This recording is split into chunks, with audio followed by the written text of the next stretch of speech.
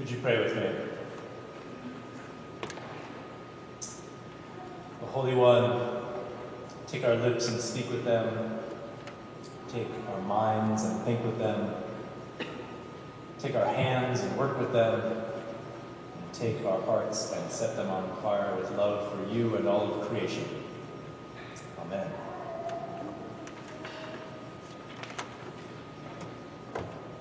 Dreams sometimes come true. Those dreams are not always the good dreams, they're sometimes the scary ones. I want to share two fairly often recurring dreams that I have. Let you do some interpreting on your own about them.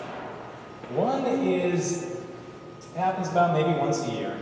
I see some injustice happening in my dream and I start to run after it and to try to combat it, and I cannot move. My feet are stuck in glue. Second one, thankfully that one's not yet happened or come true.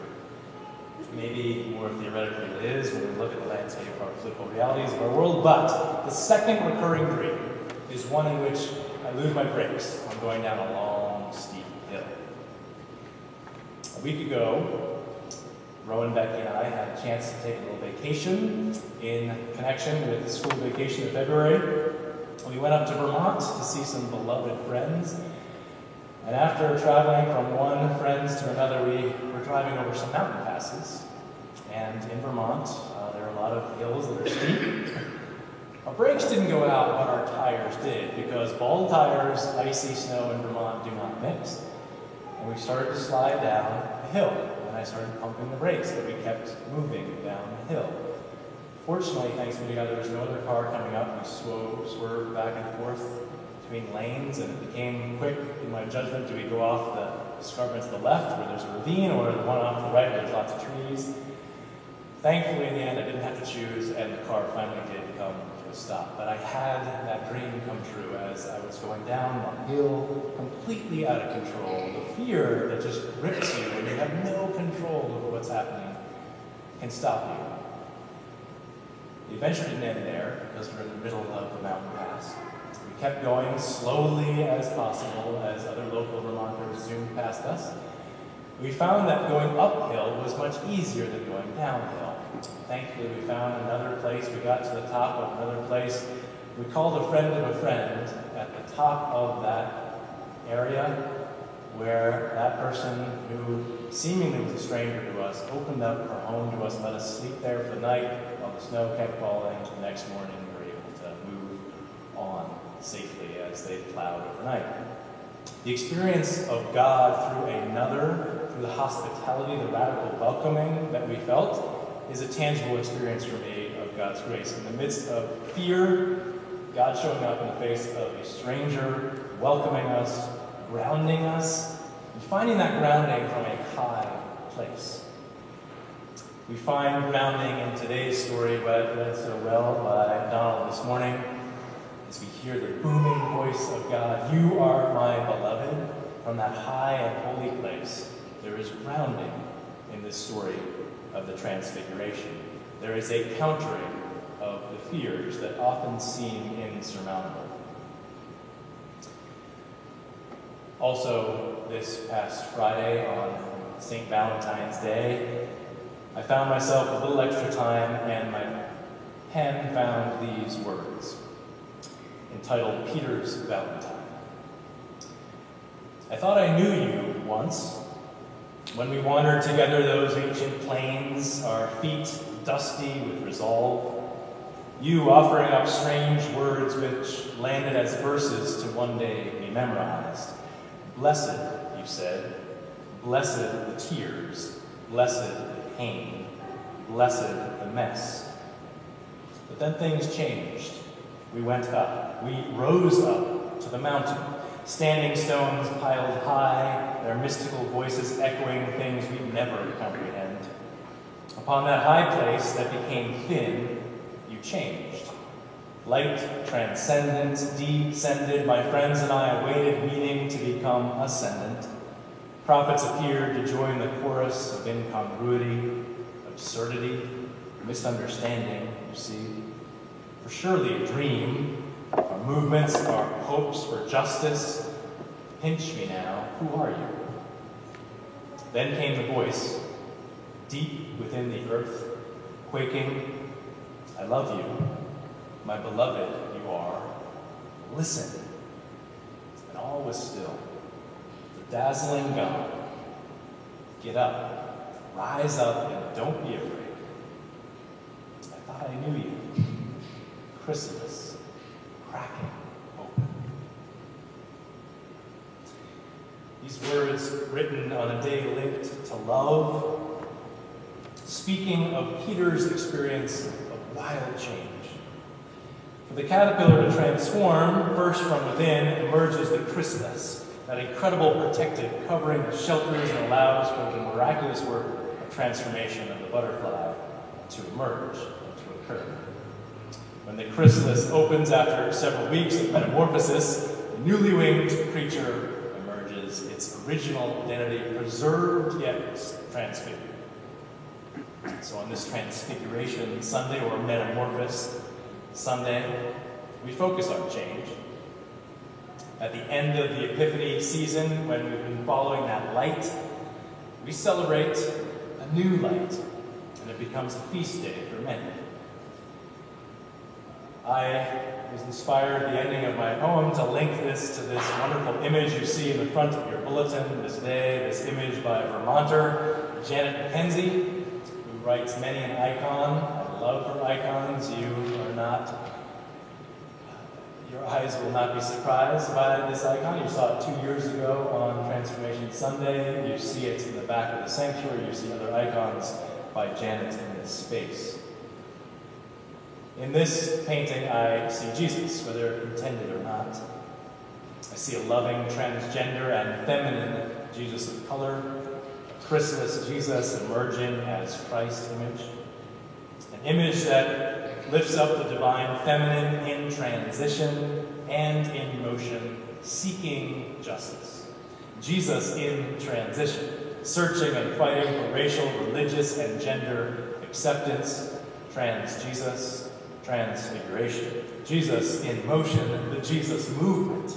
The power, the beauty, and the challenge of change for communities of followers who call ourselves people called out, people on the way. All of us in motion. This text is all about motion. It's about going up the mountain and ends by going down the mountain. And it's Peter's heartfelt but misguided desire to stop this motion that lands in the middle. Notice the text says that while Peter is speaking, in contrast to God is still speaking, while Peter is still speaking, he's interrupted by a divine voice. His suggestions of trying to stop things, to put them into tents, which was a very wise, religiously understood thing to do at that time, in that moment, when you see prophets suddenly on a high place, is cut off. And suddenly a bright cloud joins the already transcendently dazzling Jesus and overshadows them, and from that cloud, a voice. Notice here, the text does not say it is the voice of God.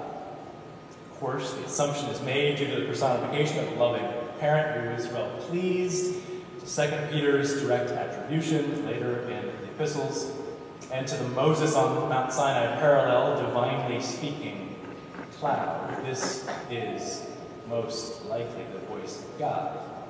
But I love here this small but important detail that Matthew leaves that out. Technically, it's a voice unattributed, which allows us the space to imagine a voice unlinked to an individual, which gives us the potential for it to become universal. We often hear in this Transfiguration text the application to embrace this idea that we are God's beloved. We cannot hear that invitation enough. Every day, to remind ourselves of that, I believe our world would be in a better place. You are God's beloved. This is an important application of this text. But so too, I wonder if we might also hear an invitation to insert ourselves into that very shining cloud. To ourselves become the voice from on high that looks out to others and says, you are my beloved. I am pleased with you. To become, in some ways, the personification of the voice of God. To descend in places unexpected. to bring about words of encouragement, words of transformation. I have heard some of those words from our very steps here this past week, as 3 of our beloved friends here in our watershed that incorporates Women's Lunch Place encountered me just this past week, checked in with me, those who I've been sleeping outside every night, not on these steps, but in other parts of our city right now. 3, Crystal, Kat, and another who I choose not to name. All 3 of them experiencing transition in their lives, all 3 of them transgender women, here on our steps, asking me how I am doing, how the church is doing, and then sharing how they've been cleaning our steps, even though they're not sleeping out here.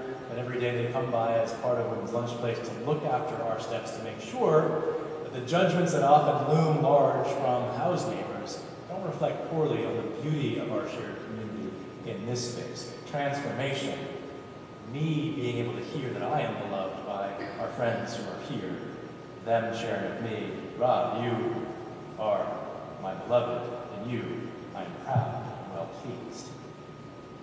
These verses, these stories call us, dear friends, into motion. We are called out ones on the way, called into motion. And notice that after the cloud leaves, Jesus is there, no longer dazzling, with his friends. His friends, once again, stuck in fear. And then Jesus reaches out, touches them, and says this summary of the entire gospel message. Get up and do not be afraid. And they looked up and they saw no one except for Jesus himself alone. Get up and do not be afraid. This is what the whole gospel message I would share and would challenge us is about. We all know fears. Fears around us, from national political future confusion, foreign meddling with elections, to coronaviruses on the rise, to seas rising, to the fears within us. Will this chronic pain ever end? Will there be enough in my checking account? What will the tests reveal? What will our children's future be? Am I beginning to lose my memories? Will this lonely ever pass? In part to surmount these fears, we all long for more tangible experiences of God. Experiences of the divine, experiences of love, experiences of nature's embrace, experiences of authenticity. And we, like Peter, are desperate to find an unending and enduring transfiguration. We're desperate for God's presence to settle upon us, upon our lives, upon our neighborhoods and our world, for a permanent transformation of society, the liberation of our world from the reigns of sin and selfishness. We want nothing less than the transfiguration of all things with the eternal goodness of God's life. Peter wants to trap and bring this transformation from one moment into all moments. He gets it slightly wrong. As Karl Barth says, Jesus vanishes as quickly as he comes in the form of the transfigured, dazzling one. But notice too, Peter and all of us are given an invitation to stay up in that peak, in that place, seeking more dazzling experiences, or, as we know, to descend from the mountain into the valley. To follow after the one day by day, looking into the acts, the radical acts of loving one's neighbor, one's stranger, one's enemy, to be about healing, setting captives free, and jubilee liberation. This is the invitation of Peter, and he follows, and we know the rest of the story. We have faith as a result of those who descended from that mountain on that day and didn't keep what they had experienced to themselves, but wrote about it in many ways. The traditions, the communities that followed after those wrote these letters so that we would understand a story that is beyond us but is also within us. And into that valley, there is fear. It's a valley of the shadow of death, but it's a valley where fears know no evil, for a rod and a staff comfort us. This is the valley in which Peter, John, James, and so many others walked, led to what seemed like death, but it led beyond that death to resurrection. It is a valley we are all invited into. And that is why I love that Epiphany is followed by Lent. Lent, an experience of walking into valleys, to facing the fears before us, to beginning that process with Ash Wednesday, and remembering that we are dust, and to dust we shall return. Grounding ourselves in our mortality, in our limitedness, and linking that with God's limitless love. Linking ourselves, marking our very own bodies with the same palms, the remainders of those palms that are celebrated each year on Palm Sunday. We have that invitation to ground ourselves in this love and in this light. Today, March 23rd, is a day we remember mortality in a special way here in this church. 4 or 5 years ago, one of our dear siblings in faith died too early. Newell Hendricks, one of the pillars of this congregation, died on this day. I was born this day, this was his birthday, March 23rd. February 23rd was Newell's birthday. And so too, just last year, Espinoza died 1 year ago today. In Nicaragua, she also a pillar of that community, and so too a pillar of our community. Both Esperanza and Newell were people of the earth and people of God. The majestical, the mystical, and the grounded realities of this world. Both of them lived lives that spoke to many of us of Esperanza, of faith, of hope in our world. Our sibling Tim recently read at the December meeting of our Nika Companions a poem that speaks to us about the realities of death in our world and the importance of looking at death and seeing hope. He read from a poem by Alberto Delgado, Dia de los Muertos. At the end of this poem it says, our Puerto Rican sisters and brothers call death La Flaca. Talking with the dead is necessary to remind ourselves to enjoy our lives and not to go about as if we had already died and no one said goodbye or cried. So on this day, in that spirit of Los Muertos, we say thank you to Newell and Esperanza. We remember you, we talk with you on this shared anniversary that speaks about the continuum of birth through death and life beyond death, leading us into the ashes of Wednesday, which ultimately point to the resurrection of Sunday. And we remember these verses. May the God of hope fill you with all love and peace and living, so that you may abound in hope by the power of the Holy Spirit. Friends, dreams indeed can come true. I have one other recurring dream, but it's only happened a few times in my life, and it's been many years since this has happened. The dream of flying. Has anyone ever flown in your dream before? It's an incredible feeling. And for me, the 2 or 3 times that I've flown in my dreams, it's been a rare experience of recognizing that I was dreaming and having the courage to recognize that and then to be able to jump off that cliff and soar. And I can remember seeing landscapes below me and this sense of soaring capacity in that mix, in that thin place of recognizing dream and reality are somewhat mixed and fluid. Friends, dreams can come true, and I'm excited about this new decade before us as we as a church invite ourselves into a soaring 20, as we maybe find the courage to leap out in faith, to soar above some of the landscapes of fear, to dream about climate jubilee, not only for our community and what that means for us to engage in the climate justice movement in new ways, but a new hope for our city, for anti-racism, for combating the justices that affect the poor most severely. I'm excited about how we might soar together and mean something in a new way for this world, for our city, and for ourselves. As we do so, I want to hear again the words written in 2 Peter. You would do well to be attentive to all of this, as to a lamp shining in a dark place, until the day dawns and the morning star rises in your hearts. Dear friends, may our good dreams come true, and may that morning star rise deeply in our hearts in the name